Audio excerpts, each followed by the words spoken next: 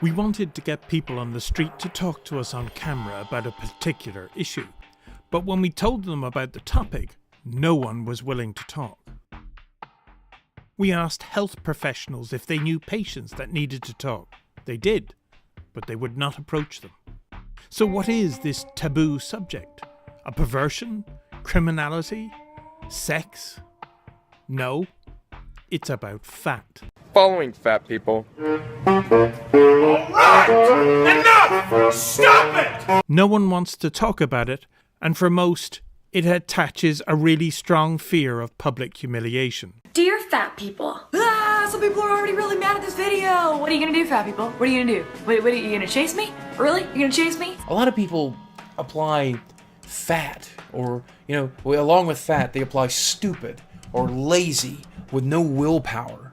But if you see a fat guy at the grocery store, out at a restaurant, or you got a fat coworker, this is a fat kid in college, that dude has some crazy good willpower, maybe more than you, because he's waking up at the beginning of that day knowing he's going to be made fun of, knowing it's going to be hard for him, his feet are going to hurt, he's going to sweat, he's going to be miserable all day, but he's doing those things every day.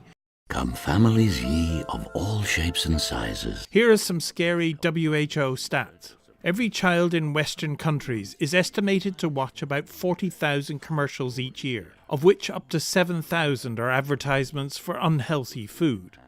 And because of those ads, 70% of 6 to 8-year-olds believed that fast food was more healthy than homemade food. When I walked out on stage, some of you may have been thinking, oh, this is going to be hilarious, because everybody knows that fat people are funny. Corporate sponsorship of educational packs and contests carry on the continuous onslaught of advertising that becomes its own truth by being repeated in many ways for today's kids.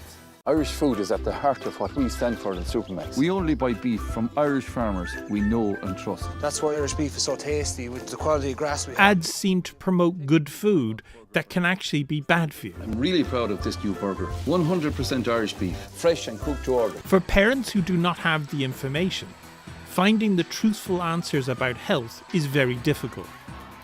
Where do they look to find the answers? The internet. Type in obesity or diet or losing weight, and on average you'll get anything from 100,000 to over 1 million hits, with advice from drinking water fast to eating yourself healthy while never moving. Social media is a powerful tool for information, both good and bad.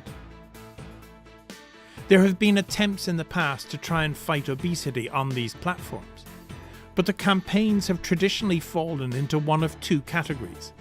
They either use threat or humiliation. This is an Australian ad that stigmatises mothers' ignorance.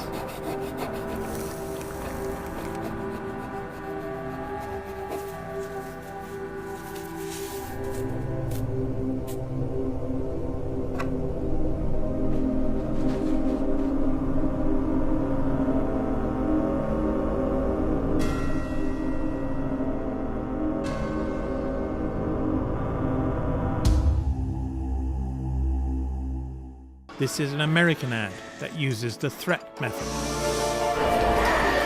Here are your fries, sweetie.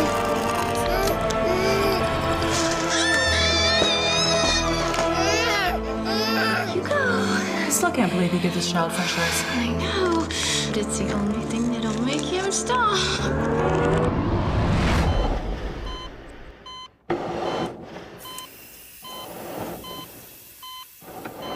My name is Elnaz and I'm a nursing student at Indiana State University. There are the more cost-effective shooting of lectures that are meant to inspire or teach.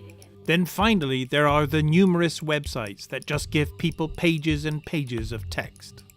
My doctor says I have something called hypertension. The health experts behind the blunt and startling ads say what the few studies evaluating them worldwide have shown is none of these methods work. With critics saying that you can't shame families into losing weight. This campaign is an example of what not to do. We need to fight obesity, not obese individuals. I knew I was overweight. I could see how unhappy he was at school. I started getting teased a lot. All research shows that engaging with people is the best way to get them informed to change. Social media is ideal for this. Everybody at school would call me names. They would call me fatty. They would call me fat. People will retain information if they get it visually from a person rather than read it. Baby. By kindergarten, she was 100 pounds. When I was playing with my friends, if they were running, I couldn't keep up. Honey, you want some tomato basil and mozzarella? Yeah. So Brianna's mom decided to take matters into her own hands. Personal video representation of any message, especially in a story form, is the best way to communicate any message and have it retained. Whether it be a journey of how a mother saved her child, or how to have fun cooking, or what to avoid when shopping, or debunking old myths. Whatever the topic, you want to encourage people to respond. And when they do, you have begun to build a social media community. What if you could face those challenges with a group of people who shared your common interest, who had common values, but came from different backgrounds? Backgrounds that allowed to bring a different approach to that challenge.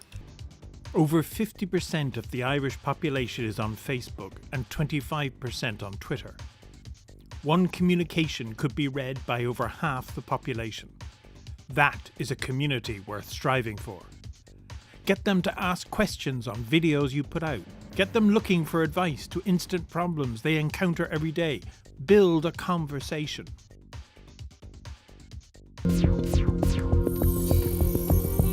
If you build this two-way community, you will have an instant survey response group that can feed back on attitudes or survey current issues of worry. You can also tap into a massive resource of people with instant identifiable status: age, parent, education, profession, health issues. If you get an older group actively involved, you will also have their experience of life to dip into, for advice on more difficult issues that may come up, say for how to get children to eat certain foods. You take out your phone and you connect with someone who shares your passion, who shares your interests.